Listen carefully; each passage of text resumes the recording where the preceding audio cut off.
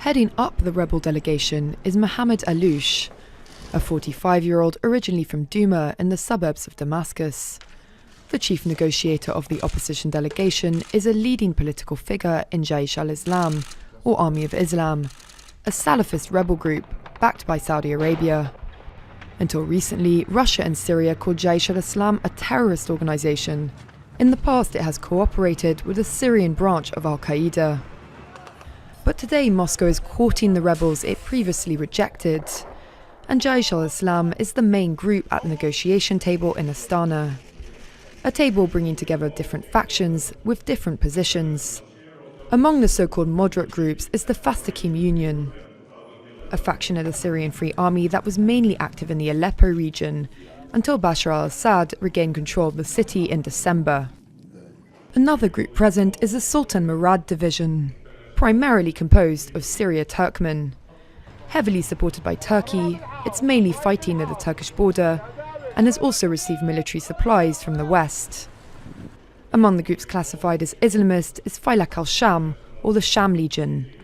These rebels are members of the Free Syrian Army and fighting on several fronts, including Idlib, Homs and Latakia. Backed by Turkey and Qatar, they're ideologically close to the Muslim Brotherhood. But divisions run deep within the Syrian opposition, and not all the rebels accepted the invitation to Astana. Ahrar al-Sham is very active in Aleppo and Idlib regions, one of the last remaining opposition strongholds. As one of the main forces in the field, it's a notable absence.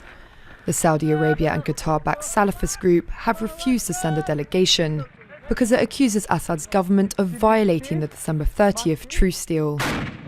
Some 15 rebel organizations are represented in Astana. They may seem clearly identified around the negotiation table, but the situation on the ground is more confused. Over time, the groups have formed alliances or fought each other, and fighters often move from one faction to another. We stay with Syria and the ancient city of Palmyra, which is under attack once again. And the Islamic State group is demolishing even more treasured monuments a month after recapturing it from the government, an act that has been dubbed the cultural cleansing of the Syrian people by UNESCO. Syrian and Russian forces reclaimed the city from jihadists in March, only to lose it 9 months later. Nicholas Rushworth has the story. The so-called Islamic State group has targeted more World Heritage remains at Palmyra, including a part of the Roman amphitheatre, and also a part of a 4-column tetrapylon structure, much of which is a replica built in the 1960s. Satellite images show the extent of the destruction. It is believed the jihadists have also carried out executions close to the archaeological site. They were forced out of the ancient city last March, but regained it when Russian and Syrian forces were concentrating their efforts on gaining full control of Aleppo, 300 kilometers to the north. The Russians can't be in two places at once, in the north and in Palmyra, which was left to Syrian troops to protect. There were fewer Russian forces present, and safeguarding the site was down much more to Damascus. And it's proved once again it's not able to hold on to territory.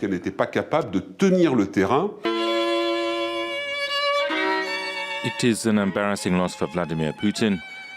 The Russian president appeared on a giant screen during celebrations marking the city's capture from the jihadists last spring. The Assad government is once again trying to regain the city. Its troops are nearby. But time is of the essence. The site was already partially destroyed during the months the jihadists took control before and is vulnerable once again. It was once one of the most important centers of the ancient world. After 2 years of political deadlock last October, Lebanon finally got a new president. When he took office, Michel Aoun promised to reform the electoral system to better serve the diverse mix of religious communities. In Lebanon, half of parliamentary seats are reserved for Muslims and half for Christians, and that's not about to change. What the president wants to do is to reform how members of parliament are elected. As Claire Williams explains, not everyone agrees with the upcoming plans.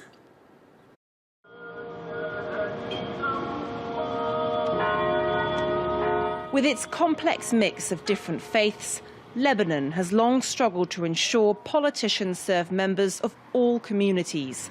President Michel Aoun and his supporters want to transform Lebanon's electoral system into one based on proportional representation, in time for parliamentary elections scheduled for May 21st. We think a proportional representation system in a country like Lebanon, with its diverse religious population, is the best way of ensuring everyone, including political and religious minorities, is represented. Lebanon has a winner-takes-all electoral system. That means only the candidates who get the most votes in their areas get a seat in the building behind me, the parliament. Proportional representation aims to ensure all religious communities get a voice. But there are 17 different reform proposals on the negotiating table. And smaller communities like the Druze minority fear the bigger parties will push through a reform that will only suit their interests. The proportional representation reform would penalise minorities. The particular makeup of communities in our country means it wouldn't work in practice. So we won't accept this reform.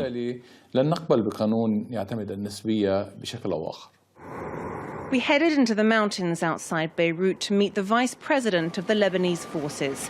George Adwan believes electoral reform will shake up Lebanon's stagnant political scene. We don't want to postpone elections for 1 year or 2 years or 3 years, but it's also important to change the law, because if we keep the old law, it means that in a way it's like you postponed elections, because the same people will come back. Lebanon is used to political standstills, and some people are unconvinced politicians are serious about change this time. The political debate happening right now is just a show put on for the press. In reality, politicians don't want change. They want things to stay as they are so they can hold on to their seats. I would like to see a mix of both proportional and winner-takes-all systems in our country. The Lebanese haven't had a chance to vote since 2009. President Aoun says he's determined elections will take place on schedule this year, with a proportional system firmly in place. Also in Lebanon, a group of women are defying convention.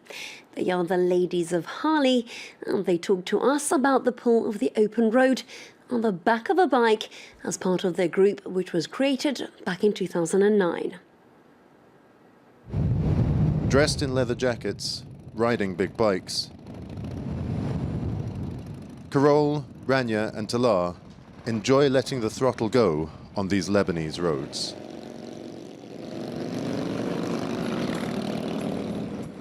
Their leader, Karine, is taking the group to the old port of Byblos, a common meeting point for Lebanese motorcyclists. Karine is one of the pioneers of women's bike riding in Lebanon. Her determination has encouraged many women to follow in her steps. When I started 5 years ago, there were only 2 with me, one of whom lived in Dubai. Now there are about 30. Not all of them are here now, but they exist, and in my opinion, we're going to have many more in the coming years. Claudine just received her motorbike license. This is her first outing with the girls. It's a dream come true for this mother of 3, despite the prejudices of her colleagues and friends. All of them were skeptical to begin with. For a lot of people, bikes aren't exactly made for girls. It's too heavy, it's too hard, it's too dangerous. But I told them, I can do it, I'll manage it. But riding in large groups can sometimes cause incidents. This driver believes that the bikers create traffic jams. It happens often, but the best thing to do is to wear a little bit of red nail polish. When they realize that we're girls, everything runs more smoothly. They're a lot less aggressive with women than men. So in fact, it's an advantage to be a woman. In general, though, the bikers are welcomed, perhaps even to the point of stirring a little admiration. Everything is limited in Lebanon when you are a woman. Well, I think when I see ladies who are independent and doing their own thing, they're following their passion, I think that's wonderful. Some of the riders are especially invested, like Talar, the first woman to have been the director of a Harley-Davidson club in the Arab world. Her family actually encouraged her to return to biking, a passion that she abandoned to raise her children. When I think about what biking is and how it returned to my life, then I say to myself it's an infection that enters your blood, and then you have no choice but to feed it unless you want it to gnaw at you.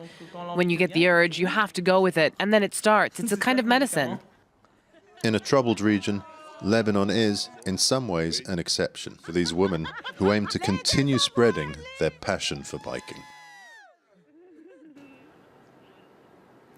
Well, that's it for this week's edition of Middle East Matters. Don't forget to follow us on Twitter. Do stay tuned to France 24.